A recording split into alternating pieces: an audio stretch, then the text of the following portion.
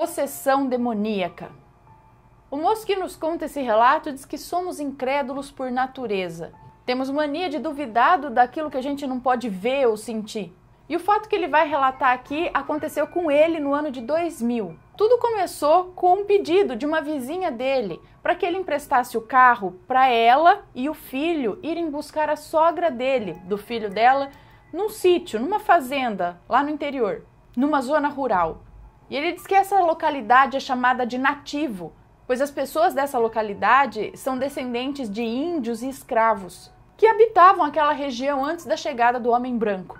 História à parte, ele disse que achou esquisito aquele pedido da vizinha, porque ela sabia que ele não ia emprestar o carro. Mas mesmo assim, ele se ofereceu para fazer esse transporte. Ele não emprestaria o carro, mas iria com eles para buscar a sogra do rapaz. No caminho, a vizinha dele ia falando para ele que não era para ele se assustar com o que ele ia ver lá, porque diz que aquilo já vinha acontecendo há algum tempo com aquela senhora. Também disse que na propriedade muitas pessoas da família viam vultos, ouviam gritos, gemidos, pessoas conversando, como se estivessem fazendo algum tipo de culto. E o moço que nos conta esse relato diz que, como sempre, ele ficou rindo dos dois, achando os dois malucos. Então, por volta das 7 da noite, eles chegaram até o local. A casa da fazenda ficava a cerca de 1 quilômetro depois da estrada.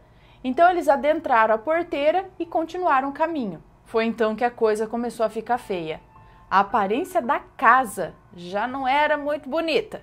Era muito antiga e tinha um aspecto horrível. De dentro da residência, ouvia-se uma voz e uma gargalhada grotesca, como se houvesse algo monstruoso preso tentando fugir. E ele disse que a vizinha e o filho dela entraram porta dentro da casa. E ele ficou do lado de fora ali, né, esperando a situação ali se resolver, porque ele disse que não sabia o que fazer no momento. Passou uns 10 minutos e aí que vem a surpresa. Os dois vinham carregando uma senhora de uns 60 anos de idade, mais ou menos, e que tinha o quê? 1,20 m de altura, mais ou menos, magrinha. Pesava o quê? Uns 40 quilos. Mas estão pensando que era fácil mover aquela senhora? Seus 2 filhos, seu genro e a vizinha do moço que nos conta esse relato vinham fazendo um enorme esforço para segurar aquela senhora e carregá-la. E mesmo assim a senhora não se movia. A força dela era descomunal. A voz dela era grossa e ela dizia: "Ela é minha e eu não vou deixá-la ir." A gargalhada dela era de deboche, de desafio, devido à insistência de tentar tirar ela do lugar e não conseguirem. E depois de muita oração, conseguiram colocar a mulher no carro dele. Viagem longa. Imagina você dirigindo à noite numa estrada de terra com uma pessoa possuída no banco de trás. E o demônio ia dizendo com aquela voz horrível lá atrás: "Eu vou matar todos vocês, me deixem ir." E ele diz que os cabelos da nuca dele chegavam a arrepiar. E ele conta que dirigiu aproximadamente uns 50 quilômetros até a casa da filha dessa senhora. E na casa já tinha um pastor à espera para tentar exorcizar o que estava ali naquela senhora. Mas depois de muitas tentativas, o pastor desistiu, dizendo que não tinha condições de lidar com aquilo. Mas ele acha que o pastor estava com medo, porque a voz daquele bicho era aterradora.